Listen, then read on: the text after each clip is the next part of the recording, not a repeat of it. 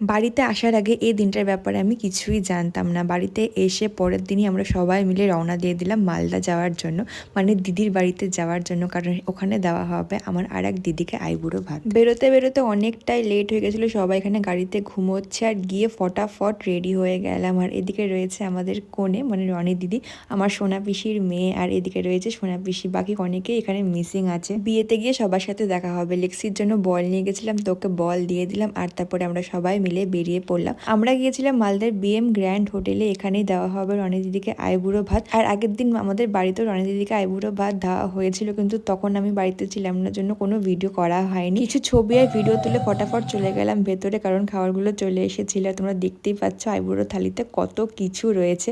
এটা আমি, দিদি আর রনি দিদি তিনজনে মিলে খেয়েছিলাম। আর এদিকে আদু আমার কোলে বসে আছে, আর তারপরে সবাই মিলে এক এক করে দিদিকে আশীর্বাদ করছিল। প্রথমে রয়েছে জেঠিমণি, তারপরে রয়েছে সোনা পিসি, আর তারপরে রয়েছে মা। আর এদিকে আদুকে দেখো, আদু তো আস্তে আস্তে বিরক্তই হয়ে যাচ্ছিল। তারপরে দিদিও একটু আশীর্বাদ করে দিল, আমরাও কিছু ছবি ভিডিও তুলে নিলাম। তারপরে পাগলু আশীর্বাদ করলো, আর প্রচুর ছবি টবি তোলা হলো। আর খাওয়া দাওয়া করতে করতে আমাদের প্রায় বিকেল 5টে বেজে গেছিলো, এতটাই লেট হয়ে গেছিলো। আর তারপরে বাড়ি ফিরে আসলাম।